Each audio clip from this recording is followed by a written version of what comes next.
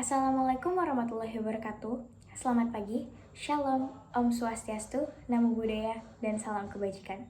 Kepada yang terhormat Kepala Sekolah SMA Prestasi Prima dan kepada yang terhormat Nisa Hila selaku Guru Bahasa Indonesia, serta teman-teman yang saya cintai.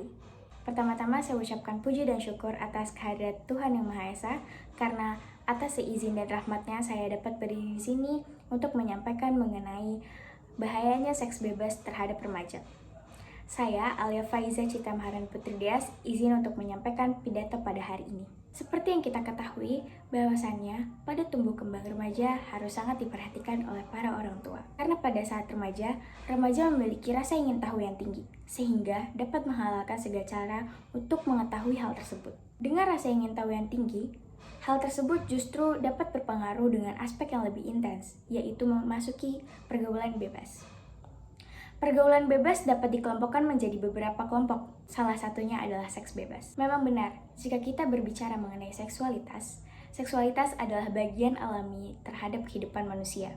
Namun, yang perlu kita bicarakan dan tegaskan adalah implikasi atau pengaplikasian dalam kehidupan sehari-hari, terutama pada kehidupan remaja.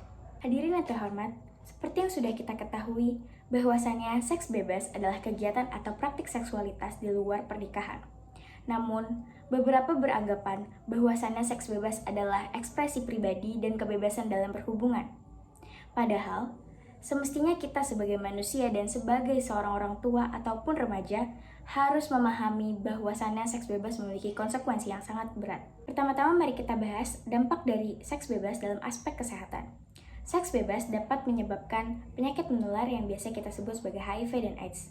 Dampak dari penyakit tersebut sangat serius bagi seorang individu.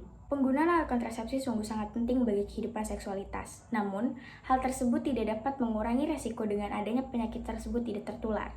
Selain itu, ada berbagai dampak dari seks bebas yang terjadi pada remaja, yaitu hamil di luar pernikahan, yang sangat berpengaruh bagi kehidupan ekonomi, sosial, dan mental. Selain dalam perspektif kesehatan, seks bebas juga dapat menimbulkan tantangan dalam hal norma sosial.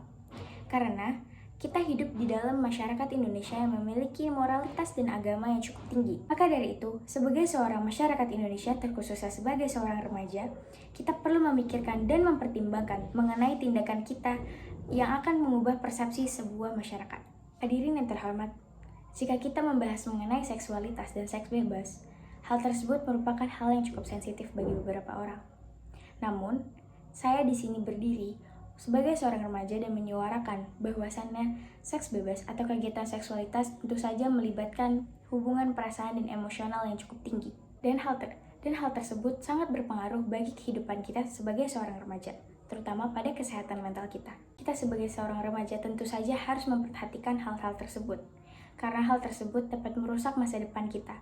Jadi menurut saya, tindakan seksualitas adalah tindakan yang perlu kita hargai, namun hal tersebut harus kita jalani dengan penuh tanggung jawab. Sehingga hal tersebut dapat menjadi acuan bagi orang tua untuk terus mengawasi anaknya dalam bergaul.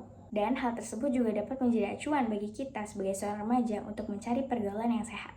Maka dari itu, marilah kita hentikan kegiatan seks bebas dalam bermasyarakat, terkhususnya dalam kehidupan remaja, dan kita perhatikan kesehatan fisik, mental, serta emosional kita, dan kita harus memperhatikan tindakan kita dalam kehidupan bermasyarakat. Sekian dari saya, mohon maaf bila ada kesalahan. Wabillahi taufiq wal hidayah. Wassalamualaikum warahmatullahi wabarakatuh. Selamat pagi.